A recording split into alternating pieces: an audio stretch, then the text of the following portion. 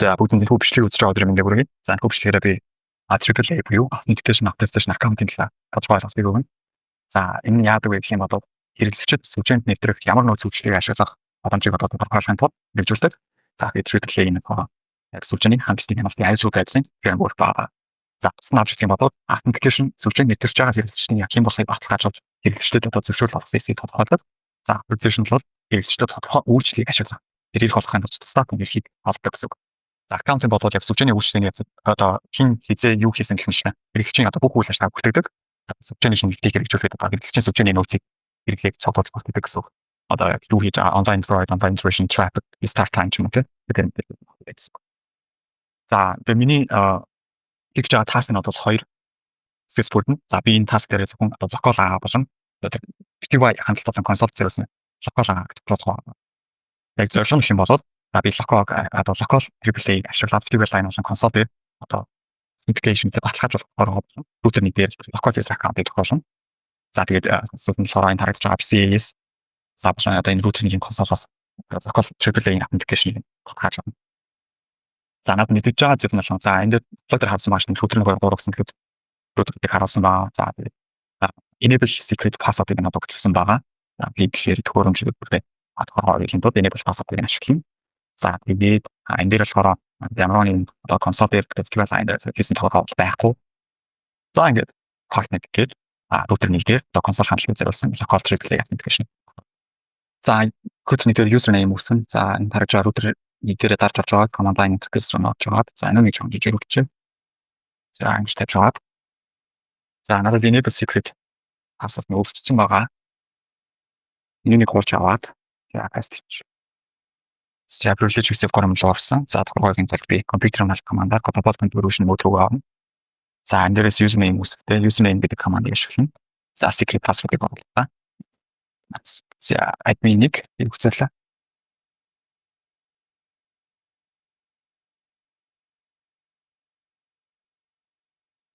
За алхам хоёр нь болохоор би local database-ийг ашиглах юм байна. За тэгэхээр төвчүүлсэн тул local database-ийг ашиглахын тулд би консоль нор нэвтрэх AAA authentication-ыг урьж авах гэсэн үг. Тэгэхээр new method application login default local авчихсан. За тохиолсныхаа дараагаар нь алхам 3 нь болохоор тодорхойлсон AAA authentication-ы методыг ашиглахын тулд би line console-ыг тохиолох юм байна. За тэр нь болохоор line console гэж хичээл гэж байгаа. Login authentication default. За дараагийнх нь болохоор authentication AAA authentication аргыг методыг шалгана. За тэгэхээр шалгахын тулд exec гэж гарч байгаа. Exec чамлал. За надаас түрүүний username асууж. And then page ороод. За enable ингэж.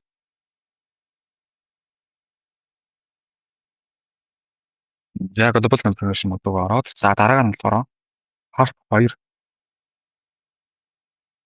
За энэ дээр болохоор би router-ний дээр PTY line local AAA authentication-ыг тохиолно. За тэгэхээр SSH-д яг ашиглах domain болон crypto-key-г үүснэ. За тэгэхээр domain нэрийг үүсгэхдээ болохоор тохиолчин. За key үүсгэх crypto-key generate RSA generate case modules 124 бит. За окей энэ команд key үүсгэж байгаа.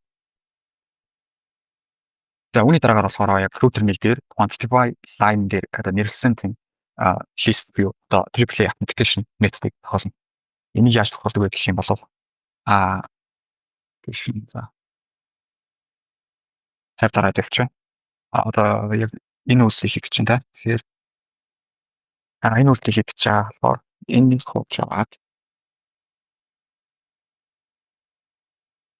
login. За үүний дараагаар болохоор тодорхойлсон AAA authentication аргыг ашиглахын тулд FTP line болно. За тэгээд болохоор FTP line-уудыг мэрсэн тэр AAA authentication шиг тохиолдоод зөвхөн SSH-ээр асаас хандахыг зөвшөөрч байгаа гэсэн үг. За тэгэхээр login authentication Wi-Fi гэвэл за command box нь login authentication за SSH login авчиад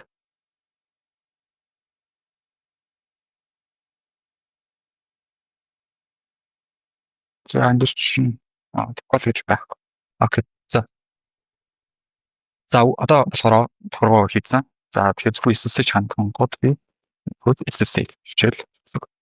За тэгээд ингэж тарж аваад за тохиргоо хадгалж. Тохиргоо шалгая.